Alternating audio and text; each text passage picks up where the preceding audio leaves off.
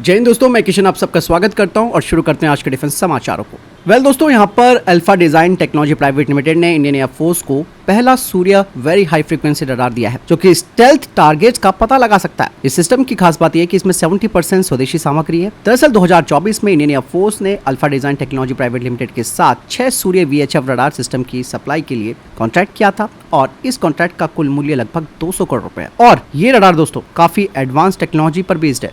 मतलब साफ है कि चाइना के स्टेल्थ फाइटर जेट भी आसानी से उनका पता लगा सकता है। इसके अलावा दोस्तों, भारतीय नौसेना ने एक बड़ी बात कही है।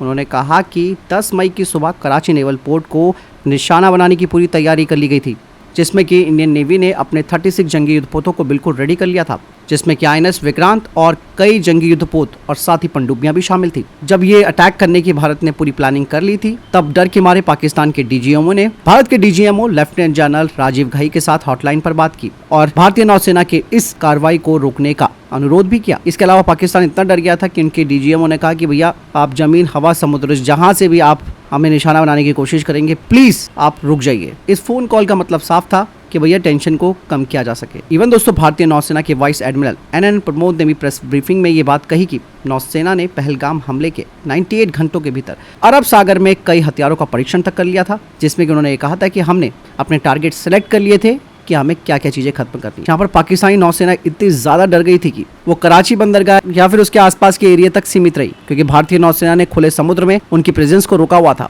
भारतीय नौसेना के इस डिप्लॉयमेंट से दोस्तों पाकिस्तान केवल यहाँ पर डिफेंसिव पोजीशन तक सीमित रह गया। इसके अलावा दोस्तों, भारतीय सेना को अमेरिका की तरफ से अपाचे हेलीकॉप्टर अभी तक नहीं मिला है। बाकायदा ये जो डील है वो $600 मिलियन की है, जिसमें से भारतीय सेना को 6 AS-64E अटैक हेलीकॉप्टर दिए जाने थे, लेकिन अभी तक इनकी डिलीवरी नहीं हो पाई है। बार बार अमेरिका यही कह रहा है कि सप्लाई चेन का इशू अभी तक बना हुआ है, तकनीकी मुद्दे यहाँ पर हो रखे हैं, इसी वजह से देरी हो रही है। जबकि दूसरे कस्टमरों को अमेरिका अपाचे हेलीकॉप्टरों की डिलीवरी दे रहा है। तो आप देखिए दोस्तों, किसी के ऊपर इतना ज़्यादा डिपेंड होने से ये सब चीज़ें सहनी पड़ जाती हैं। ऑपरेशन सिंदूर के बाद दोस्तों पाकिस्तान ने जितना बोलना था वो उतना बोल चुका है, जितना उसने प्रूफ दिखाना था वो दिखा चुका है। लेकिन भारत अब यहाँ पर एक के बाद एक बड़े खुलासे कर रहा है। यहाँ पर इंडियन एयरफोर्स ने कहा है कि उनके पास सारे प्रूफ हैं जो बता सकता है कि पाकिस्तानी एयरफोर्स के साब 2000 एरिया को किस तरीके से भारत की S-400 एयर डिफेंस सिस्टम, जिसे सुदर्शन के नाम से जाना जाता है, उसका इस्तेमाल करके पाकिस्तान के अंदर 300 किलोमीटर की दूरी पर इस अवाक्स को मार गिराया, जिसके लिए बाकायदा इंडियन एयरफोर्स ने S-400 की 40N6E मिसाइल का इस्तेमाल किया और इस मिसाइल का मलबा पाकिस्तान के खैबर पख्तून में मिला। यहाँ पर दोस्तों, जब ये हिट पाकिस्तान को लगा, उसके बाद उसने अपने अवाक्स एयरक्राफ्ट का इस्तेमाल करना बिल्कुल सीमित कर दिया कि पता चले कि कहीं और ज़्यादा उनको नुकसान ना हो जाए। अब यहाँ पर क्या हुआ कि जैसे ही इनके अवाक्स डाउन हुए, मतलब साफ था कि पाकिस्तान को अब किसी भी हवाई स्थिति की जानकारी नहीं मिल पाएगी। तब इंडियन एयरफोर्स ने इस मौके का बड़ा फायदा उठाया और पाकिस्तानी हवाई अड्डों पर जो इनके हैंगर थे उन्हें निशाना बनाया गया। इस हमले में पाकिस्तानी एयरफोर्स के कई कर्मी घायल भी हुए। उनका एक स्क्वाड्रन लीडर यूसुफ की तो मौत तक हो गई और इससे दोस्तों पाकिस्तानी एयरफोर्स की अवाक्स क्षमता न केवल कमजोर हुई है बल्कि उनको एक बड़ा नुकसान हुआ है। वहीं दूसरी तरफ दोस्तों GE एरोस्पेस की तरफ से कहा गया है कि वो अब F404 IN-20 इंजनों की प्रोडक्शन क्षमता को दोगुना करने वाले हैं। मतलब साफ है कि 2027 तक वो हर साल 24 इंजनों की डिलीवरी करेंगे। हालांकि शुरुआती वादा उनका हर साल 12 इंजन देने का था, जिसे वो अभी तक पूरी तरीके से नहीं डिलीवर कर पा रहे हैं और इसी वजह से हमारा तेजस मार्क 1 प्रोग्राम लेट हो रहा है। यही नहीं दोस्तों, भले यहाँ पर America production line, supply chain, इन सब के इश्यूज को ज़रूर गिना रहा है, लेकिन इसका इम्पैक्ट इंडियन एयरफोर्स को बहुत ज़्यादा हो रहा है, क्योंकि दोस्तों 83 तेजस मार्क 1 की जो डिलीवरी है उसकी टाइमलाइन और आगे बढ़ रही है और 97 अतिरिक्त और फाइटर जेट्स खरीदे जाने हैं HAL से, वो भी अब इसकी वजह से लेट हो रहा है। लेकिन फिर भी लेट्स सी कि 2027 में अगर ये 24 इंजन देता है तो HAL भी हर साल 24 फाइटर जेट बना सकता है। हालांकि यहाँ पर HAL भी ये कह रहा है कि भाई अगर हमें इंजन टाइम पर मिलते रहेंगे तो 2029 तक हम हर साल 16 से 24 फाइटर जेट डिलीवर करते रहेंगे। अभी मार्च में ही GE ने हमें इंजन डिलीवर किया है और कह रहा है कि इस साल के अंत तक वो 11 इंजनों की डिलीवरी कर देगा।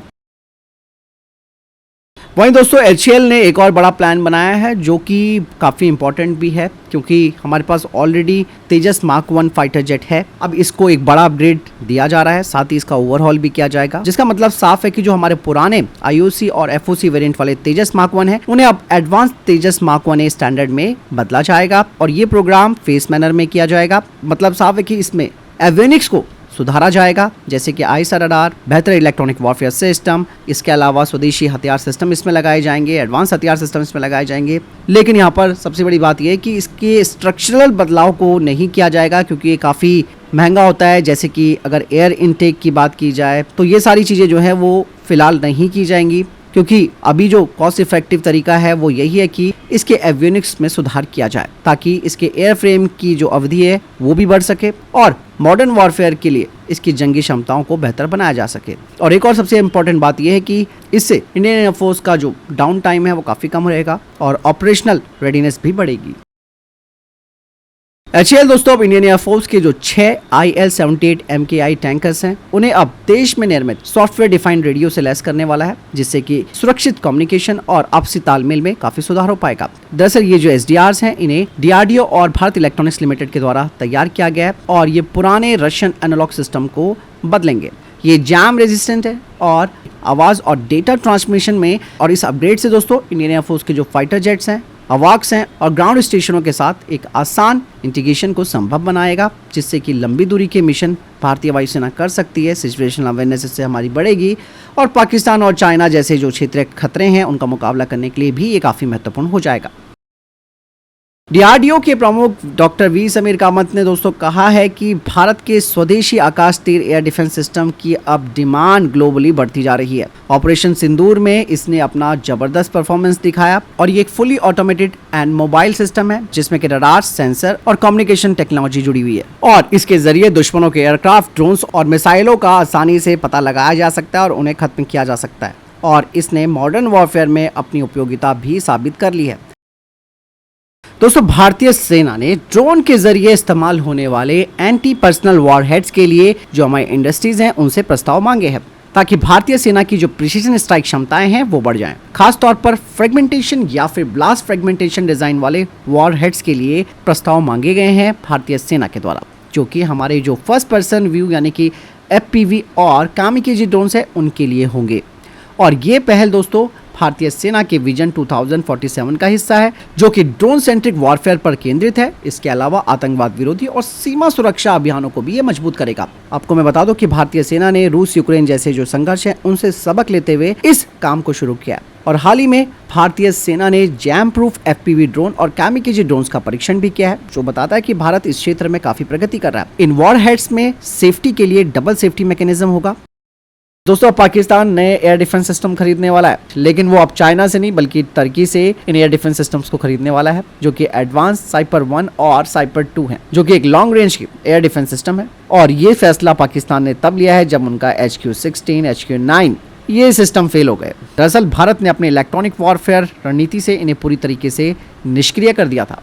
इसीलिए पाकिस्तानियों को अब टेंशन हो गई है कि भैया किससे खरीदें ऐसा एयर डिफेंस सिस्टम जो कि भारत का मुकाबला कर सके। यहाँ पर दोस्तों भारत ने अपनी इलेक्ट्रॉनिक वॉरफेयर टेक्नोलॉजी, जिसमें कि रडार जैमिंग और सिग्नल डिस्ट्रप्शन से पाकिस्तान के एयर डिफेंस सिस्टम को पूरी तरीके से अंधा कर दिया, जिससे कि उनके जो सबसे इंपॉर्टेंट ठिकाने थे वो बिल्कुल अनसेफ हो गए, जिसकी वजह से पाकिस्तानियों के न केवल आतंकी ढांचे खत्म हुए बल्कि लाहौर, सियालकोट में उनके HQ-9 लॉन्चर्स को नुकसान भी हो गया। पाकिस्तान तुर्की से जिस साइपर एयर डिफेंस सिस्टम को खरीदने वाला है, ये काफी एडवांस टेक्नोलॉजी के साथ आता है। साइपर ब्लॉक 1 मिसाइल पहले से ही ऑपरेशनल है। 70 किलोमीटर की रेंज में ये किसी भी हवाई लक्ष्य को निशाना बना सकता है और इसका HQ-16 की तुलना में बेहतर रडार और गाइडेंस सिस्टम है। इसके अलावा ये किसी भी तरीके के इलेक्ट्रॉनिक इंटरफेरेंस का मुकाबला कर सकती है। इसके अलावा साइपर ब्लॉक 2 जो है, इसका परीक्षण 2024 में तुर्की ने किया था और 2026 से ये तुर्की के एयरफोर्स में शामिल होगा। इसकी रेंज 150 किलोमीटर है और ये स्टेल्थ और जामिंग खतरों का मुकाबला कर सकता है। हालांकि दोस्तों दुश्मन को कम नहीं समझना चाहिए और तुर्की और पाकिस्तान का नेक्सस आप सब जानते भी हैं। ये साइपर सिस्टम दोस्तों नो डाउट पाकिस्तान की एयर डिफेंस क्षमताओं को बढ़ा सकता है, जैसे कि इसका एडवांस रडार टेक्नोलॉजी है जो कि किसी भी जैमिंग स्ट्रेटेजी का मुकाबला कर सकती है और ब्लॉक 2 तो काफी ज्यादा एडवांस है। यहाँ पर मैं आपको एक चीज और बता दूं दोस्तों, साइपर सिस्टम को खरीदना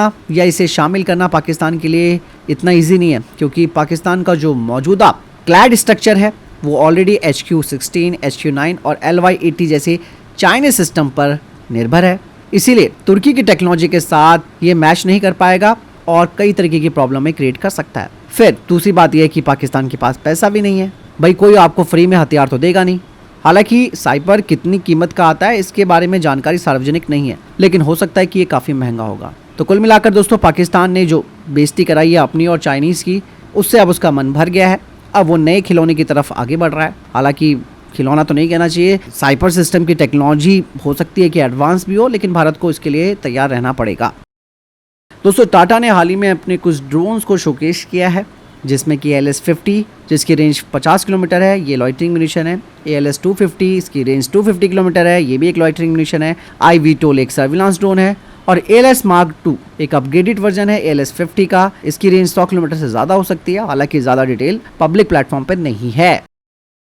दोस्तों, DRDO अब पिनाका 3 गाइडेड रॉकेट सिस्टम का परीक्षण शुरू करने वाला है, जिसकी रेंज 120 किलोमीटर होगी और इससे भारतीय सेना की मारक क्षमता काफी बढ़ जाएगी। Mark 3 बिल्कुल नया वर्जन है, जिसका 300 mm का कैलिबर होगा। ये 250 किलो का वॉरहेड ले जा सकता है और चाइना के PHL-03 और रशिया के स्मच MBRL जैसे विदेशी सिस्टम को टक्कर दे सकता है। और पुराने लॉन्चर्स के साथ भी दोस्तों इसे लॉन्च किया जा सकता है, जिसमें कि कोई भी स्ट्रक्चरल चेंज करने की जरूरत नहीं है। कहा यह जा रहा है कि इसके कुछ प्रोडक्शन रेडी यूनिट्स बन चुके हैं और अब इसके डेवलपमेंटल कम यूजर ट्रायल होंगे, ताकि भारतीय सेना को इसे जल्द से जल्द डिलीवर किया जा सके। भविष्य में दोस्तों, DRDO 200 से 300 किलोमीटर रेंज वाली सिस्टम पर भी काम कर रहा है, जो कि पिनाका को शॉर्ट रेंज बैलिस्टिक मिसाइल की श्रेणी में ले आएगा। वहीं दोस्तों, हैदराबाद की defence company Raghuvanshi machine tools ने एक नया कामिकाज़े ड्रोन बनाया है और ये ड्रोन पूरी तरीके से भारत में बना है और ये कामिकाज़े ड्रोन हाइब्रिड इंजन टेक्नोलॉजी का इस्तेमाल करेगा। इसकी रेंज 500 किलोमीटर होने वाली है और ये लंबे समय तक हवा में मंडरा सकता है और तेजी से अपने लक्ष्यों पर अटैक कर सकता है। सर, आपका कामिकाज़े ड्रोन को लेकर भी मैं आपसे बात पूछ रहा था। आप कह रहे कि आपका कामिकाज़े ड्रोन से बन रहा है, वो किस तरीके का ड्रोन है? ये एक electric propeller fixed wing drone है।